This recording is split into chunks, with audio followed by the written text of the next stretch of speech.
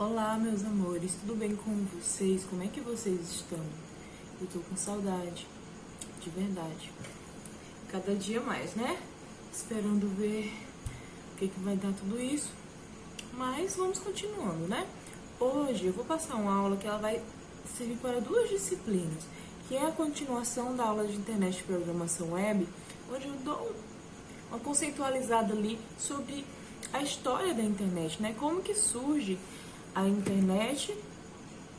E aí eu fiz só a parte 1 dessa aula. Aí agora a gente vai para a parte 2. Nessa parte 2 eu não vou estar detalhando tanto, mas o foco é só explicar mesmo, mais ou menos, os eventos que aconteceram, que levaram a futuramente, né, a invenção, o desenvolvimento do que a gente conhece hoje como internet, que é esse recurso maravilhoso que permite que a gente continue, né, as nossas aulas, apesar do contexto da pandemia e entre outros problemas, né? A internet, ela tem seus problemas, tem, né? Com relação, claro, muitas vezes ao usuário. E também alguns problemas e outros aí e tal, nas estruturas, etc. Mas é um recurso fundamental, um recurso incrível e que o marco, né? Um marco tecnológico que não surgiu por acaso, né? Ele surgiu com um objetivo, que é o objetivo geral das redes, o objetivo da comunicação.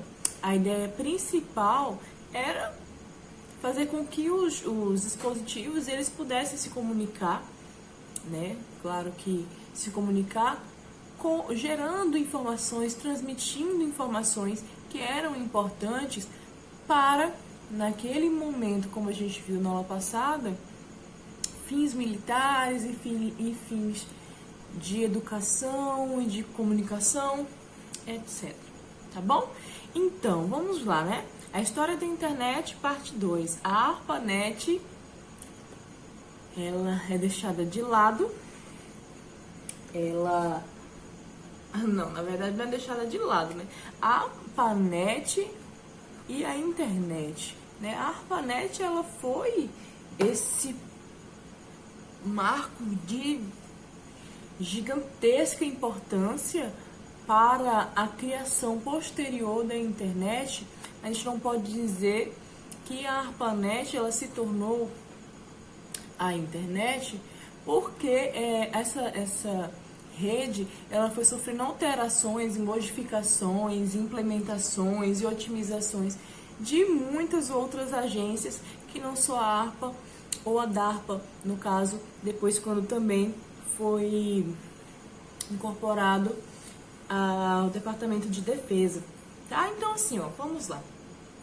Em 1958, Eisenhower, ele cria a DARPA, vocês vão lembrar na aula passada aqui, foi com objetivo militar, né, por conta da Guerra Fria, e a incorpora futuramente a Departamento de Defesa, né, onde se sabe, depois se tornou mais, a ARPA era só ARPA, depois virou DARPA, e assim foi acontecendo. E aí, o objetivo dessa agência era reunir o máximo de acadêmicos, industriais, pesquisadores, intelectuais, né, para desenvolver diversas tecnologias. Eles desenvolveram muita coisa boa, tá, gente? A gente está centralizando aí os Estados Unidos. É claro que nem todas essas inovações que aconteceram tecnológicas nesses períodos são atribuídas apenas aos Estados Unidos, mas a gente tem que dizer, né, que tudo começa ali na ARPA, né, nesse departamento incrível que foi assim de gigantesca importância mesmo para nós hoje em dia. Então, aí, futuramente, né, um cara chamado Licklider, que eu apresentei na aula passada também, ele surge com umas ideias muito inovadoras, assim, ele era um visionário, e logo quando ele vai tomando partido também dessas pesquisas, ele já tinha ideias próprias sobre grandes redes, né, sobre grandes conexões, sobre grandes interconexões de dispositivos, grandes comunicações. Então ele era um visionário, e essas ideias desse cara, elas foram se tornando real futuramente, né? Não exatamente da forma como ele via, mas essas ideias elas foram sendo desenvolvidas e, né, foi gerando cada vez mais coisa boa aí pra gente. Então, ó, futuramente foi criado o método de troca de mensagens em pacotes. Então, antes desse método de pacotes, os canais e circuitos que eram, como era difundido, como era utilizado, ele não conseguia ter uma boa transmissão dos dados, tá? E aí eles foram criar essa tecnologia de pacotes, onde eles vão dividindo as informações e dessa forma vai sendo enviado, né, de um por um, e vai melhorando a performance da rede, né, se tornando um método bem mais eficiente do que os canais em circuitos, né? E aí, em seguida, surgem os conceitos de nós, né? Que, como eu expliquei também, são os pontos de conexão. Esses nós, eles foram... Esse conceito de nó, ele foi surgindo, né, a partir também dessas inovações, desta internet que estava vindo a surgir. Então foram surgindo cada vez mais dispositivos e sendo interconectados, e por conta disso foi aumentando o número de nós numa rede. E aí, em 1966, a ARPANET começa a ser mais discutida, difundida, né? E ela vai ganhando aí o seu espaço. Então, deste modo, foi feita a primeira conexão oficial de uma rede entre universidades, né? As universidades eram a Universidade da Califórnia e a de Stanford, tá? Isso aí foi em 1969. As faculdades, elas ficavam em cerca de 600 quilômetros uma da outra, e eles foram fazendo essa interconexão com meios físicos, tá? Para essas universidades, elas conseguirem essa troca de informações. Então, nesse momento, em 1969, que foi feita a primeira conexão oficial. Tá? Até onde se sabe, eles enviaram, nesse momento, né, em 1969, eles enviaram uma mensagem. A mensagem não chegou completa, né? Ela chegou pela metade, mas eles conseguiram enviar. Então, aquilo que era para ser um teste, ele não teve 100% de sucesso, mas o conhecimento ficou e foi aprimorado, né? E aí foi se tornando algo cada vez melhor. Então, nesse caso, duas universidades buscaram a comunicação e, a princípio, não tiveram um sucesso total, ou seja, essa mensagem não chegou completinha lá, íntegra, ao seu destino, mas a sementinha foi plantada, né, gente? Então, ó, no final de 1969, a ARPANET aperfeiçoa os seus sistemas de nó e integra mais universidades ainda nos Estados Unidos. Então, o que era só duas universidades foi incorporando e foi tomando mais proporção. E, obviamente, ela foi acabando sendo aprimorada cada vez mais, né? Então, essa ARPANET, que a princípio era só para fins militares, como a gente discutiu, ela foi tornando outros fins, né? Nesse caso, fim educacional, fins de estudos, certo? E aí, em 1971, surgiu o NCP, que era o protocolo da ARPANET. Meu Deus, os caras estão brigando ali, gente. Que em 1971, vocês estão vendo, né? É osso. Mas vamos lá. Em 1971, foi implementada um protocolo chamado NCP, tá? Que era o Network Control Protocol. Que esse protocolo, ele foi o primeiro protocolo utilizado no servidor, em um servidor. Nesse caso, era um servidor da ARPANET, né? Permitindo interação mais complexas, com trocas de arquivos e até com acesso remotos, né? Até acesso remotos a dispositivos, né? As máquinas. Então, em 1972, Robert Kahn, um cara também muito cabeça, ele faz a primeira demonstração pública da ARPANET. Então, nesse caso, foi quando eles começaram a querer mesmo popularizar.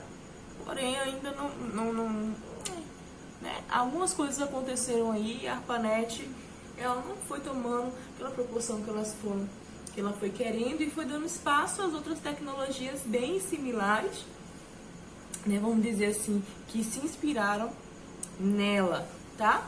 E aí, no mesmo ano, em 1972, foi criado a tecnologia de e-mail, tá?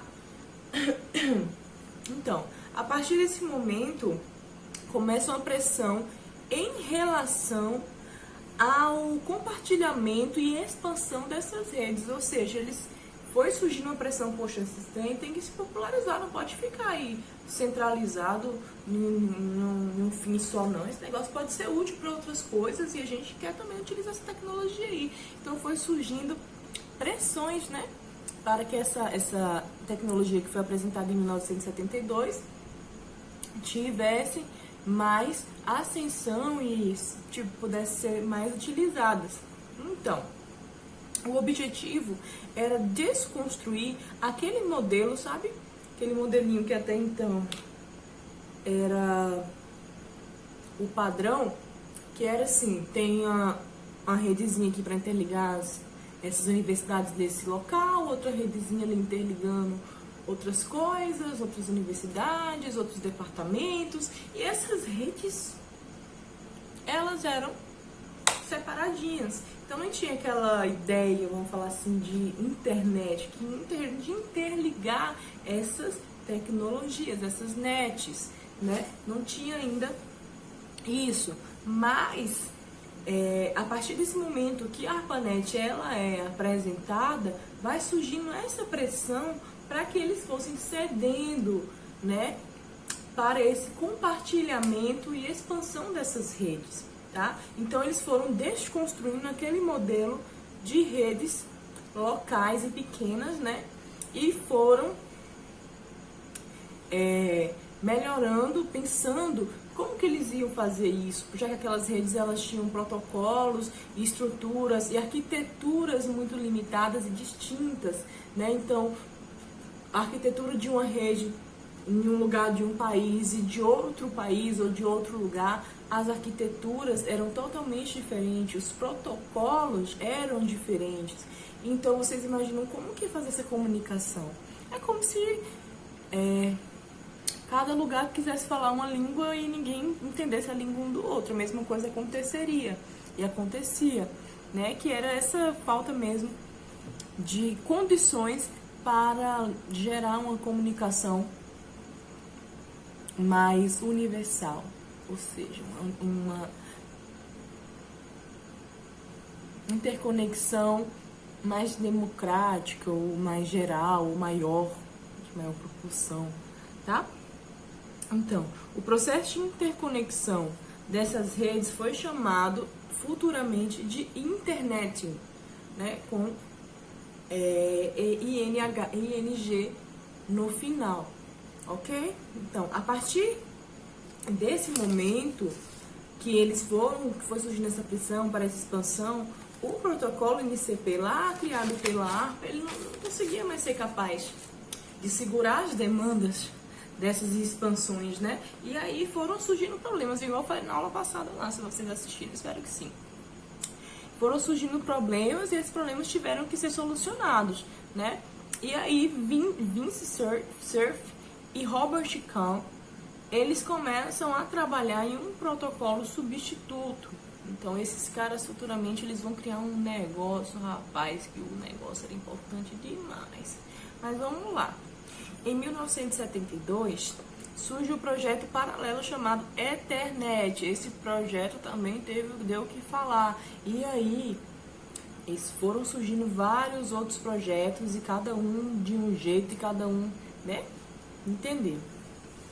Então, em 1975, a ARPANET começa a se tornar cada vez mais operacional. Porém, ainda não existiam essas noções do quanto que isso poderia ser comercial e do quanto que isso poderia ser importante, rentável. Eles não tinham ainda essa idealização, né, de expansão. Mas, logo em 1975, onde já surtiu uma pressão anterior para a democratização desse recurso, né, então a galera foi começando a criar cada vez mais as suas redes locais e suas formas de comunicação. Os caras estão brigando. Pera aí. Nossa, desculpa, gente. Mas vamos lá. E aí, quando surgiu esse protocolo TCP/IP, mano, que foi aqueles dois caras que eu citei agorinha, que começaram a trabalhar para substituir o protocolo NCP. Quando surgiu o TCP, essas redes elas vão crescendo de forma descontrolada. Então, gente, meu celular soltou do tripé aí, agora, né, vamos continuar, só que vai ficar um pouquinho diferente aí pra vocês, né? Vou tentar ficar um pouquinho mais abaixadinha, porque o negócio soltou do tripé aqui, eu tô com medo de soltar de novo. Mas vamos lá. A gente tava na popularização, né, dessa ARPANET, e depois sobre o aparecimento do TCP/IP, né? Então, em 1983, a ARPANET ela vai fazendo essa migração do protocolo MCP para o protocolo TCP/IP, ok?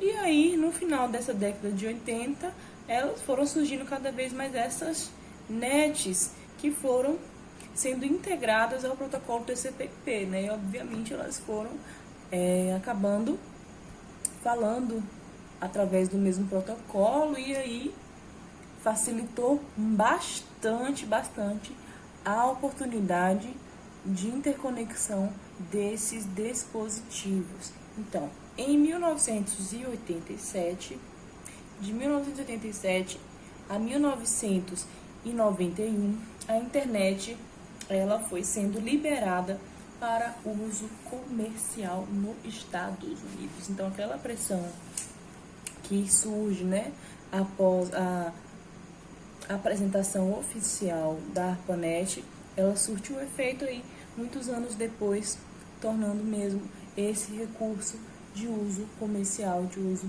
mais popular, tá?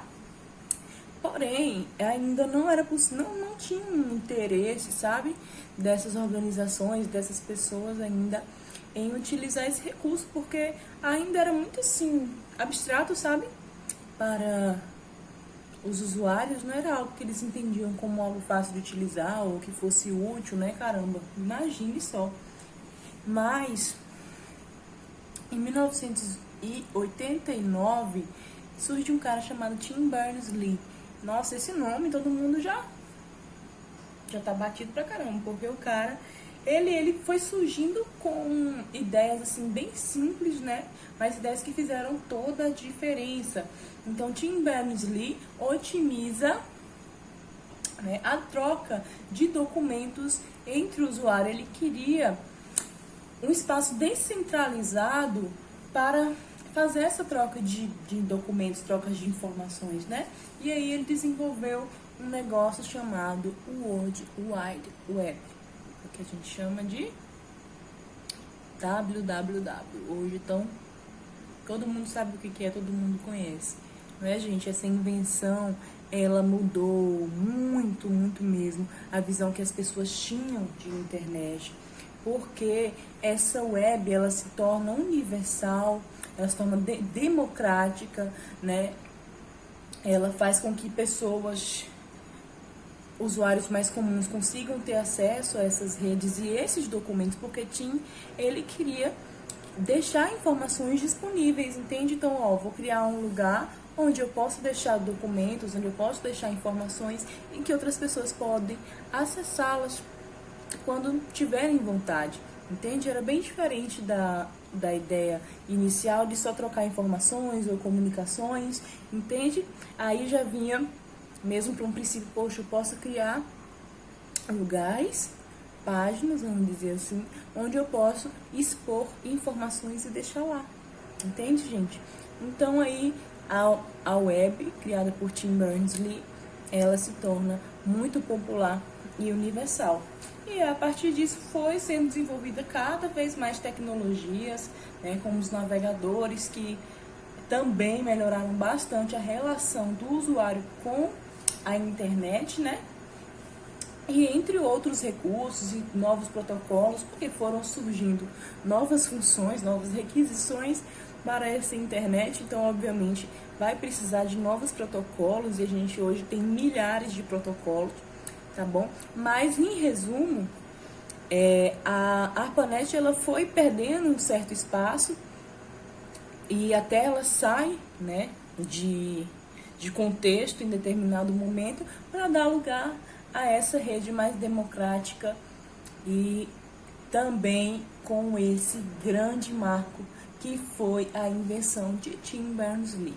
Ok, meus amores? Espero que tenha ficado claro essa aulinha para vocês, que fala sobre redes, que fala sobre internet, porque são coisas quase que sinônimos, né? Só muda mais dentro do contexto que a gente vai utilizar esses termos, não é isso?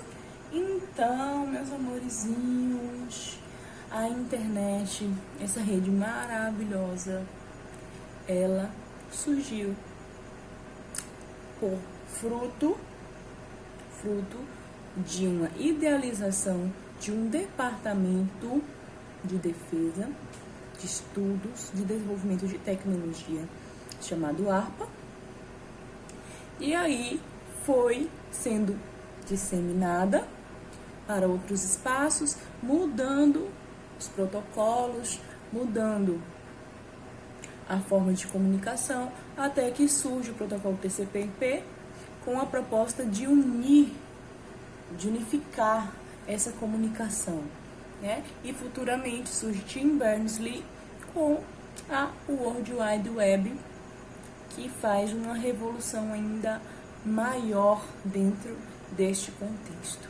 Então, espero que vocês tenham entendido. Desculpa a briga dos gatos, desculpa o corte aí, porque meu celular pulou do tripé e os gatos brigando aqui, meu Deus. Mas como eu falei, eu vou separar um estúdio, vou organizar um estúdiozinho com isolamento acústico e sem gatos para a gente melhorar, né, as nossas aulas. Mas é isso, obrigada pela atenção, pela paciência, obrigada por vocês serem assim, essas coisinhas fofinhas de tia. Beijo, até mais.